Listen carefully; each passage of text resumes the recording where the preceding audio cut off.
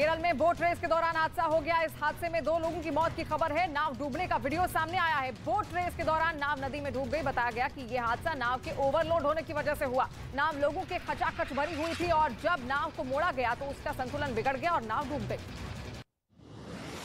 भारत नेपाल सीमा पर बादल फटने से उत्तराखंड के पिथौरागढ़ में तबाही मच गई है। बादल फटने से धाराचूला के खोटीला गांव में ज्यादा नुकसान हुआ है। पानी के तेज बहाव की वजह से कई घरों को नुकसान पहुंचा है। वहीं एक महिला की भी मौत हो गई है। कई गाड़ियां मलबे में फंस गई हैं। वहीं हर जगह मलबे का अंबार लग गया। भारी बारिश की वजह से उत्तराखंड में लगातार पहाड़ दरकने की घटना सामने आ रही है। ताजा मामला उत्तरकाशी से सामने आया है, जहां पर पहाड़ से सड़क पर मलबा गिरने के बाद गंगोत्री हाईवे बंद हो गया। रास्ता बंद होने से हाईवे से गुजर रहे लोगों की मुश्किलें बढ़ गई। कई लोग रास्ते में फंस गए हैं। आपको बता दें कि सुबह से ही पहाड़ी से रुक रुक कर पत्थर गिर रहे हैं। मध्य प्रदेश के सिवनी में संजय सरोवर डैम से पानी छोड़े जाने के बाद गंगा नदी उफान पर आ गई है, जिसकी वजह से 3 लोग नदी में फंस गए। जिसके बाद गांव वालों ने एनडीआरएफ को उसकी सूचना दी। घटना की जानकारी मिलते ही टीम ने रेस्क्यू शुरू कर दिया और कड़ी मेहनत कर तीनों को सुरक्षित टापू से बाहर निकाला। गुजरात के वलसाड में दमन गंगा नदी अचानक पानी आने से आम नदी के बीचों बीच फंस गया, जिसके बाद वहां पर मौजूद लोगों में हड़कंप मच गया। बड़ी हिम्मत के साथ आदमी पास के एक पत्थर के सहारे खड़ा रहा। हालांकि सूचना मिलने पर पहुंची आपदा प्रबंधन की टीम ने रेस्क्यू कर आदमी को सुरक्षित बाहर निकाल लिया। बारिश और बाढ़ की वजह से बेंगलुरु में हालात सामान्य नहीं हुए हैं। शहर के कई इलाकों में अभी भी बाढ़ के हालात बने हुए हैं। लोगों के घरों में पानी भरा हुआ है। गलियों से पानी निकलने के लिए मशीनों की मदद ली जा रही है, तो दूसरी तरफ पालिका की टीम मुस्तैदी के साथ नालों की साफ सफाई में जुट गई है। आंध्र प्रदेश के विजयवाड़ा में भारी बारिश की वजह से कृष्णा नदी का जलस्तर बढ़ गया है। वहीं प्रकाशम डैम से भी नदी में 4,15,000 क्यूसेक पानी छोड़ा गया, जिसकी वजह से आसपास के इलाकों में बाढ़ का खतरा मंडरा रहा है। ऐसे में लोगों की परेशानी बढ़ गई है और लोग बढ़ते जलस्तर से परेशान हैं। गणपति की प्रतिमा के विसर्जन के बाद मुंबई के जुहू बीच पर बीएमसी ने सफाई अभियान चलाया। क्लीन वे थॉन नाम से चलाए गए इस अभियान में कई लोग शामिल हुए। इस दौरान जुहू बीच पर मौजूद कूड़े हटाए गए। आम लोगों के साथ साथ बीएमसी की टीम भी इस अभियान से जुड़ी और इस अभियान का मकसद लोगों को साफ सफाई को लेकर जागरूक करना है। झारखंड के गढ़वा से दिल दहलाने वाला एक मामला सामने आया है। वहां पर एक लड़के पर पेट्रोल डालकर जिंदा जलाने की कोशिश की गई। जलाने का आरोप कसमुद्दीन नाम के एक लड़के पर लगा है। बताया गया कि 2 लड़के आपस में लड़ाई कर रहे थे, तभी दीपक सोनी नाम का एक लड़का उनके पास पहुंचा और बीच बचाव करने की कोशिश करने लगा। यूपी के फिरोजाबाद से हैरान करने वाला एक वीडियो सामने आया, जहां पर एक महिला रेल की पटरी पार कर रही थी। तभी ट्रेन आ गई, लेकिन वो दूसरी तरफ से आने वाली ट्रेन से बिल्कुल अनजान थी और धीरे धीरे पटरी पार कर रही। जिसके बाद वहां पर मौजूद एक रेलवे कर्मी ने तुरंत दौड़कर उसकी मदद की और उसे प्लेटफॉर्म पर ऊपर खींच लिया। गनीमत रही कि महिला की जान बच गई।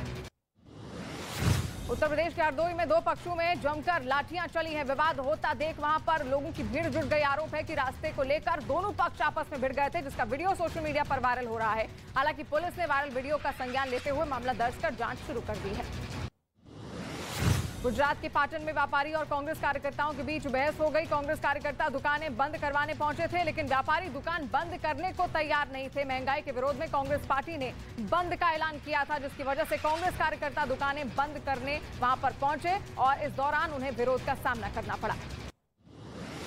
मध्य प्रदेश के इंदौर में पारंपरिक झांकियां निकाली गई, जिसके देखने के लिए सैकड़ों लोगों की हुजूम वहां पर उमड़ पड़ा। इस दौरान बीजेपी नेता कैलाश विजयवर्गीय गाना गाते हुए नजर आए। कोरोना काल की वजह से 2 सालों तक झांकियां नहीं निकल सकी और जिसकी वजह से 2 साल बाद निकली झांकियों में लोगों का उत्साह देखने को मिला।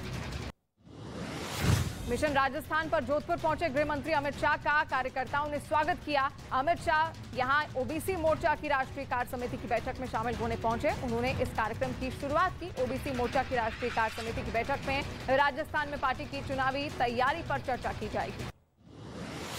छत्तीसगढ़ के रायपुर में आरएसएस की समन्वय बैठक की शुरुआत हो चुकी है। आरएसएस प्रमुख मोहन भागवत ने इस मीटिंग की शुरुआत की। 3 दिनों तक चलने वाली इस बैठक में राष्ट्रीय सुरक्षा, सामाजिक मुद्दों और आर्थिक एजेंडा समेत अलग अलग मुद्दों पर चर्चा होगी। इस बैठक में बीजेपी अध्यक्ष जेपी नड्डा भी शामिल होंगे। प्रधानमंत्री नरेंद्र मोदी ने अहमदाबाद में चल रहे सेंट्रल स्टेट साइंस कॉन्क्लेव का उद्घाटन किया। उन्होंने कहा कि समाधान, विकास और आविष्कार का आधार विज्ञान है और हर तरह के विकास को गति देने की क्षमता भी विज्ञान में निहित है। गुजरात के अहमदाबाद में ये सेंट्रल स्टेट साइंस कॉन्क्लेव 2 दिनों तक चलेगा। चिली के सैंटियागो में पब्लिक स्कूल के छात्रों ने हिंसक प्रदर्शन किया। ये पब्लिक स्कूलों में बेहतर सुविधाएं देने की मांग कर रहे थे। इस दौरान कुछ नकाबपोशों ने पुलिस पर पेट्रोल बम फेंके और उनसे भिड़ गए। वहीं कुछ गाड़ियों में आग भी लगाई गई, जिसके बाद पुलिस को भी हिंसा रोकने के लिए बल प्रयोग करना पड़ा। रूस और यूक्रेन के बीच जारी जंग के बीच एक तस्वीर अब सामने आई है। इस तस्वीर में यूक्रेन के जवान रूसी संघ के झंडे और बिलबोर्ड हटाते दिखे। रूसी सैनिकों के कब्जे से आजाद हुए यूक्रेन के शहर बालाक्लिया में यूक्रेन के सशस्त्र बल के जवानों ने रूसी संघ के झंडे वाला एक बिलबोर्ड हटा दिया। ये बिलबोर्ड शहर में एक ऊंचे खंबे पर लगाया गया था। एक रोबोटिक्स कंपनी ने सैन्य रोबोट तैयार किया है। दावा किया गया है कि युद्ध के मैदान से घायल सैनिकों को हटाने के लिए इसका प्रयोग किया जा सकेगा। ये रोबोट टैंक कैमरों से लैस है, जिसकी मदद से युद्ध क्षेत्र की हर गतिविधि को निगरानी आसानी से की जा सकेगी और घायल जवान को गोलीबारी के बीच सुरक्षित निकालने में मदद मिलेगी। लंदन में महारानी एलिजाबेथ को अंतिम विदाई दी जा रही है। महल के बाहर लोग भी उमड़े हुए हैं। उनके अंतिम संस्कार की भी तैयारियां चल रही हैं। महारानी को याद कर महाराज चार्ल्स भावुक हो गए। वहीं ओडिशा के एक सैंड आर्टिस्ट ने पुरी के बीच में किनारे रेत पर महारानी की प्रतिमा बनाकर उन्हें श्रद्धांजलि दी।